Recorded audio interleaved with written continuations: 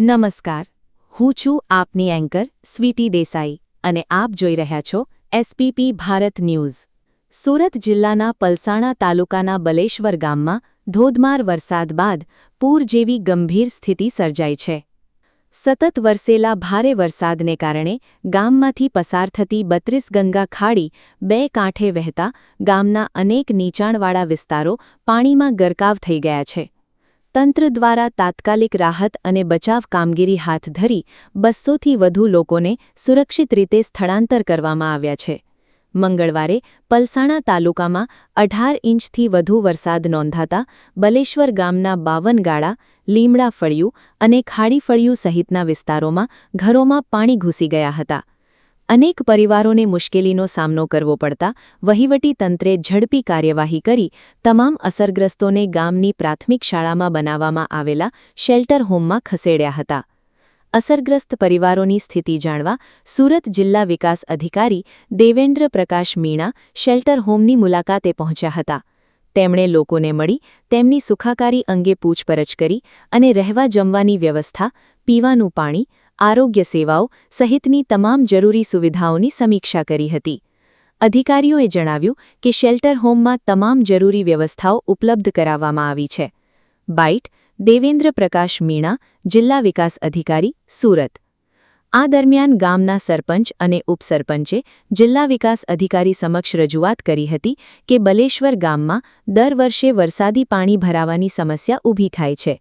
તેમના જણાવ્યા મુજબ ગામમાંથી પસાર થતી ખાડી અને કુદરતી કોતરોમાં કેટલાક મિલ માલિકો દ્વારા કરવામાં આવેલા દબાણ અને અવરોધને કારણે વરસાદી પાણીનો યોગ્ય નિકાલ થઈ શકતો નથી, જેના કારણે ગામમાં પૂર જેવી સ્થિતિ સર્જાય છે।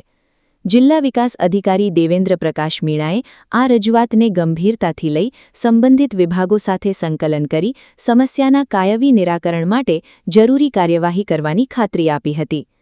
આ મુલાકાત દરમિયાન તાલુકા વિકાસ અધિકારી ભાવસિંહ બી પરમાર, મામલતદાર મુકેશભાઈ પટેલ, નાયબ મામલતદાર હાર્દિક વસોયા, સરપંચ સુફિયાન ખાન પઠાણ, ઉપસરપંચ કેતનભાઈ પટેલ, તલાટી કમ મંત્રી કૌશિકભાઈ પ્રજાપતિ, ઇન્ચાર્જ તાલુકા આરોગ્ય અધિકારી ડોક્ટર ધવલ મર્ચન્ટ સહિત આરોગ્ય વિભાગની ટીમ અને અન્ય અધિકારીઓ પણ ઉપસ્થિત રહ્યા હતા। સમગ્ર કામગીરી દરમિયાન વહીવટી તંત્ર સતત સતર્ક રહી અસરગ્રસ્ત લોકોને સુરક્ષા અને જરૂરી સહાય પૂરી પાડવા માટે કાર્યરત રહ્યું હતું। પલસાણાથી એડિટર રમેશ ખંભાતીના મોન્સૂન વિશેષ અહેવાલ સાથે હું સ્વીટી દેસાઈ, एसपीपी भारत न्यूज़। धन्यवाद। नमस्कार, मैं जिला विकास अधिकारी सूरत देवेंद्र मीणा। आज मैं बलेश्वर गांव में आया हूं। कल पलसाना तालुका में लगभग 15 से 17 इंच के बीच बरसात हुई है। इसके कारण बलेश्वर गांव में पानी भरने की समस्या उत्पन्न हुई है और हमने लगभग 120 से ज़्यादा लोगों को रेस्क्यू करके स्थलांतरित किया है। रेस्क्यू नहीं, ओनली स्थलांतरित किया है और उनको हमने प्राथमिक शाला बलेश्वर में रखा है। यहाँ पे उनके रहने की और खाने की व्यवस्था की गई है। साथ में आरोग्य की टीम भी यहाँ पे लगातार बनी हुई है और जो बाकी लोग जो गांव में हैं और घरों में हैं उनको भी हमने खाना पहुँचाया है। तो हम प्रशासन पूरी तरह उनके उनको ध्यान रख रहा है और टीडीओ, मामलतदार और उनकी टीम लगातार फील्ड में है और हर चीज़ की मॉनिटरिंग कर रही है। आज भी बारिश की थोड़ी संभावना है, तो उसको देखते हुए हमने आज भी लोगों को यहीं पे रहने के लिए कहा है और बाकी जो लोग फंसे हुए हैं उनको भी हम लोग ला रहे हैं कि यहाँ पे आप आके रहिए। तो प्रशासन पूरी तरह एक्टिव मोड में है और किसी को भी डरने की ज़रूरत नहीं है। हमारी पूरी टीम एक्टिवली काम कर रही है। धन्यवाद।